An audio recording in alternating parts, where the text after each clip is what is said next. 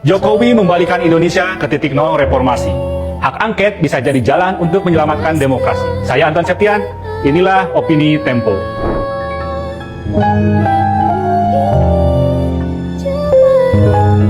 Partai pendukung pasangan calon presiden dan wakil presiden Anies Baswedan, Mohaimin Iskandar, serta Ganjar Pranowo dan Mahfud MD tak boleh kendur mendorong penggunaan hak angket Dewan Perwakilan Rakyat. Hak DPR ini penting untuk menyelidiki dugaan kecurangan pemilihan presiden dan pemilihan anggota legislatif pada 14 Februari 2024 yang menjadi percakapan publik. 5 partai pendukung 2 pasangan calon presiden itu adalah Partai Nasdem, Partai Kebangkitan Bangsa, Partai Keadilan Sejahtera, Partai Demokrasi Indonesia Perjuangan, dan Partai Persatuan Pembangunan. Dengan 314 kursi, mereka bisa menghadang partai koalisi calon presiden Prabowo Subianto yang terdiri atas Partai Gerindra, Partai Golkar, Partai Demokrat, dan sejumlah partai kecil lain yang memiliki 261 suara. Intimidasi penguasa seperti pengakuan sejumlah politikus pendukung hak angket tak boleh menciutkan nyali.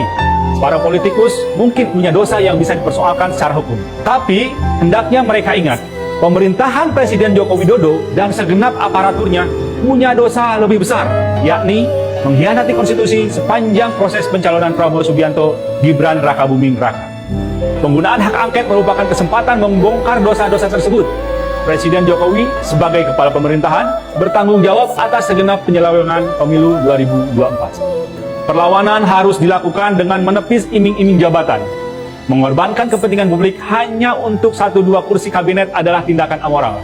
Masuk ke koalisi besar Prabowo mungkin mendatangkan keuntungan politik jangka pendek. Tapi sebagai pendatang baru, partai-partai rival Prabowo akan mendapat porsi kecil dengan posisi tawar yang terbatas. Sebagian orang baru menyadari Presiden Jokowi merusak demokrasi ketika anaknya, Gibran Rakabuming Raka, maju sebagai calon wakil presiden dengan mengakali undang-undang pemilu lewat Mahkamah Konstitusi. Padahal, Jokowi memutar balik arah reformasi terlihat ketika ia menyetujui pelemahan pemberantasan korupsi lewat revisi Undang-Undang Komisi Pemberantasan Korupsi pada 2019. Indonesia bisa diselamatkan dari kehancuran demokrasi jika kekuatan penyeimbang tak mudah dibujuk dan ditekan.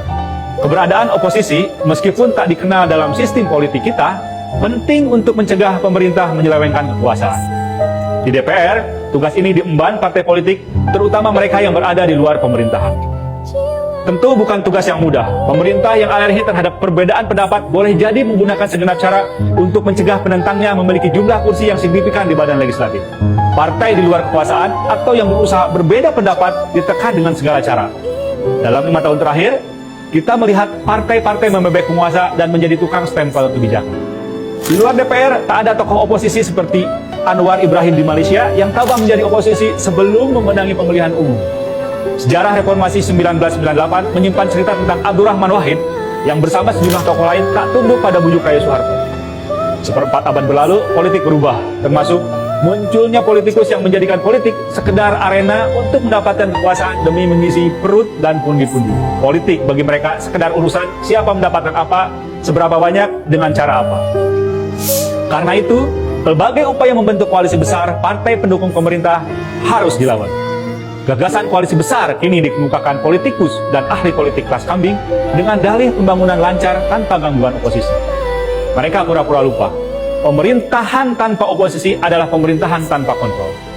Kemungkinan lain, mereka ingin menggaruk kekayaan alam lewat korupsi yang dibackingi oleh negara atau state capture corruption tanpa gangguan.